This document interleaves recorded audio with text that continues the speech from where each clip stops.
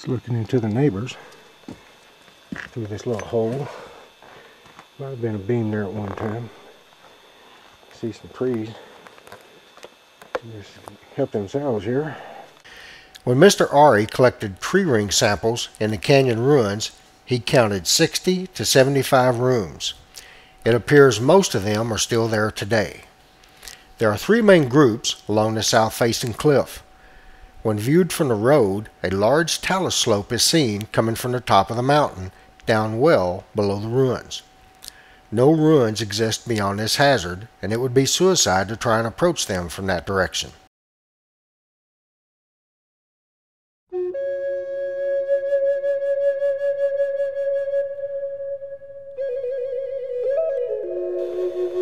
It looked like that was the fireplace over there.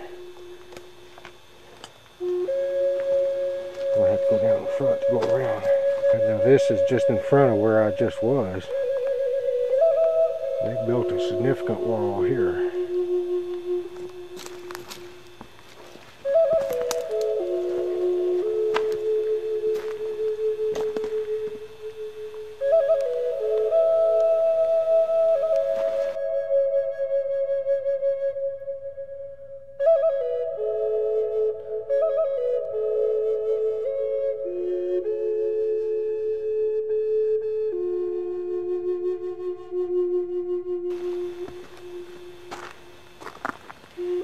Peephole right there.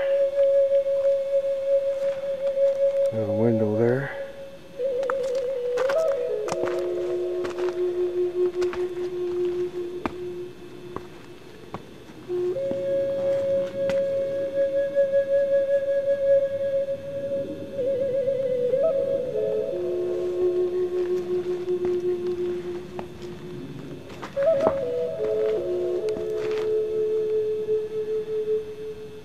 Pretty sophisticated.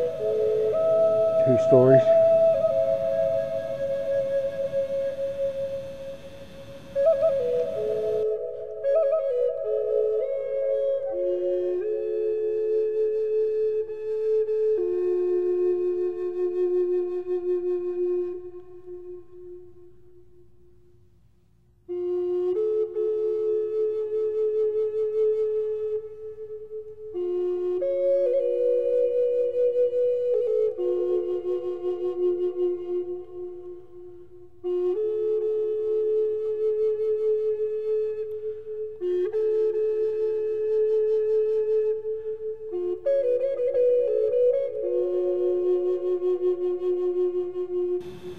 The old beams laying down here, and those big rocks. This might have come from up there, busted them down. It's not a very comforting thought at the moment.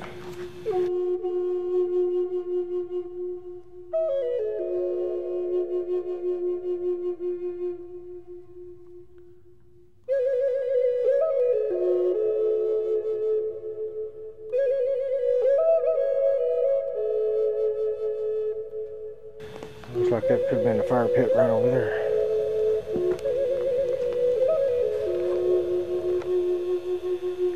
Let's walkway around that way.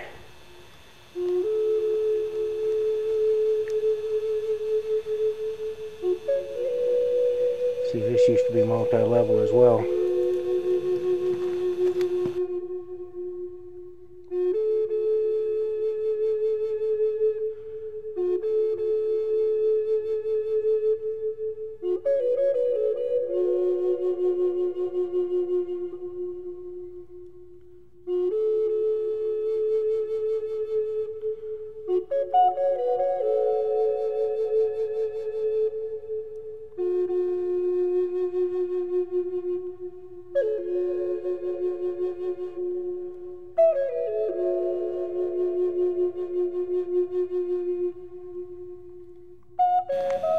That room, they actually had a wall built at the back instead of using the cliff for a wall. They built the wall.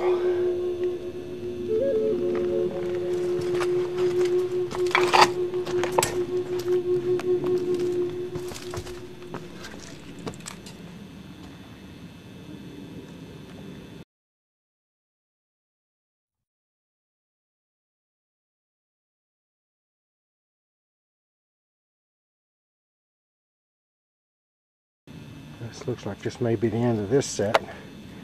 There's another set out there ways. Okay, this is the third set of these that have come along. And it's probably going to be the last set I'm going to visit because it's 3:30 and I'm quite a ways out here. I got to truck all the way back, pick up Art, and we got to get out of here before it's too dark.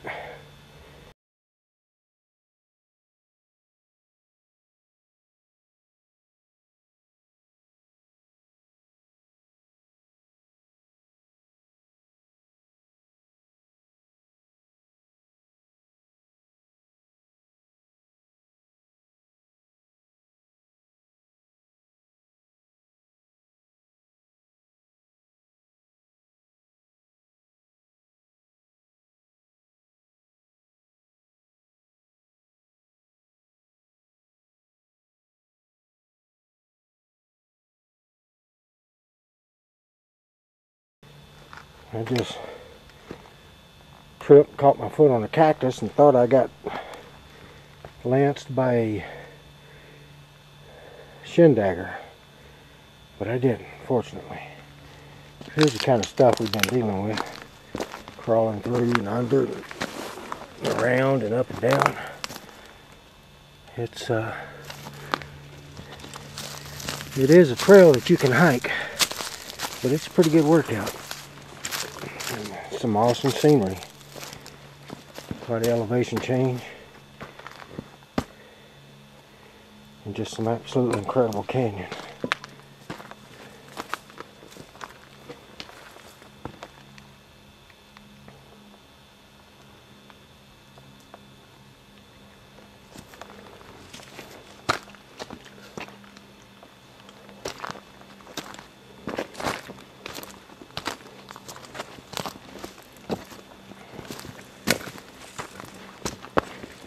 The last set of ruins is probably the largest and appears to have been built 3 stories high. The large size and late date of the occupation of this cliff dwelling suggests that most of the population consolidated here before giving up cliff dwellings and returning to flatter land. Another set of ruins, mostly just the walls, is located near the uranium mine that you pass on the hike in. Art and I joked that the Indians thought it was a nice place to keep warm during the winter, only to find out later there were dire consequences. Why would they live in such a challenging location? Hopefully, with careful preservation, some future archaeologists will be able to provide the puzzle and more answers. That's why it is so important the sites are protected and preserved.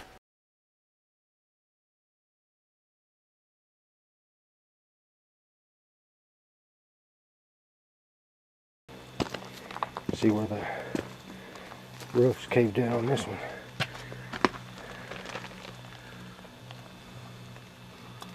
There's our fire area over there.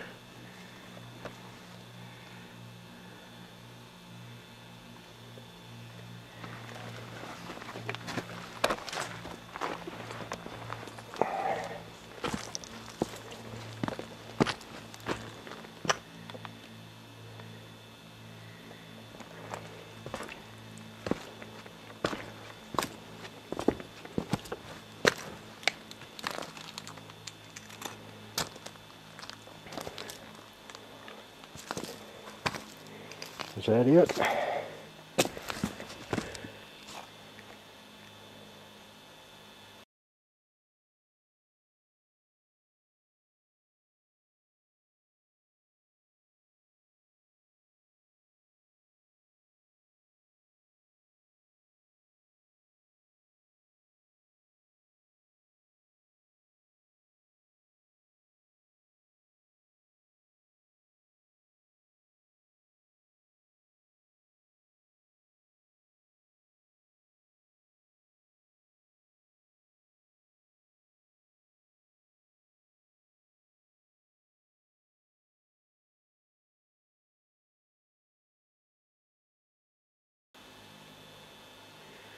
That's the route up here, coming around that way. It's quite the bushwhacker. Alright, let's see, I'll take one more quick look here. I don't know if that was the last of them or not, but I believe that's a spot. We were on the road this morning when I spotted them. And that's as far as I'm going. Because the canyon cuts back in. It's real brushy before it swings back out again. So if there's any more out there, they're quite a ways on out there. And I'm not going to bust any further back there. So that's it. I'm headed back up. Quite a hike, quite a view. Unbelievable canyons.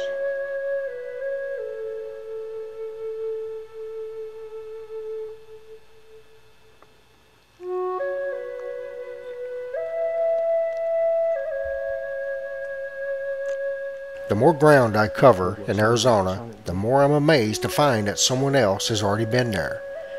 It may have been over 100 years ago, but someone has already been there.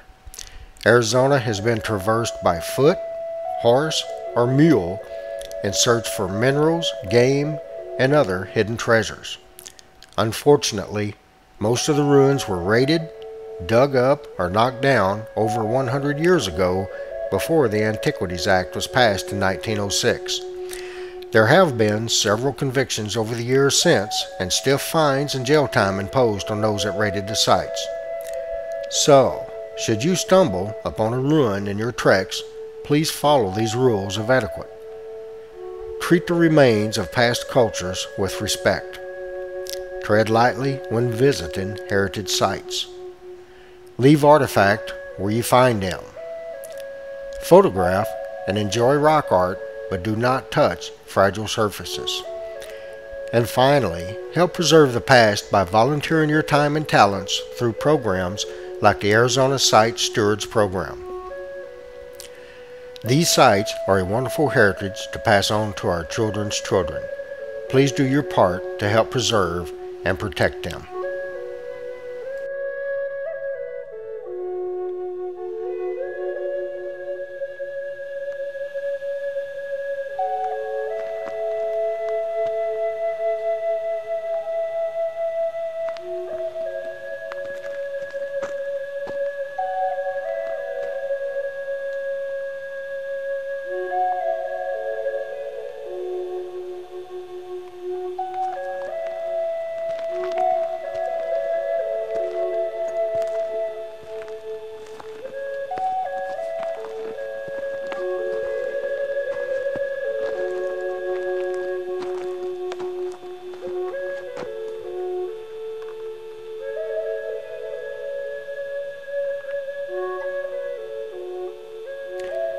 It was during the building of the dam that makes up Roosevelt Lake that people recognized these sites needed protection from grave robbers and pot hunters. The discovery of the early southwestern cultures prior to colonial times spurred an interest and renewal in the ancient cultures. As a result, Congress passed the 1906 Antiquities Act, protecting the sites for future generations to see. Volunteers monitor these sites and many sites around Arizona to make sure they are not vandalized or damaged in any way. Don't risk the jail time, fine, and embarrassment you would face if caught. If you can't walk in and leave with only memories, then don't go. Just watch my video. Camping in the ruins is prohibited, and fires of any type are prohibited also. Some past visitors have used wood from the ruins for making fires. That is a good way to meet your friendly federal agent. This is backcountry, with no cell coverage and little help if something breaks or goes wrong. That's why we usually take 2 vehicles, even with only 2 people. The San Carlos Indian Reservation boundary is only a few miles away, so make sure you know where you are at all times. Tonto National Forest maps provide forest road numbers, and most of the roads are close to the map. However, topographical maps provide the necessary detail, and a GPS, and knowing how to use it, may save you hours of experimenting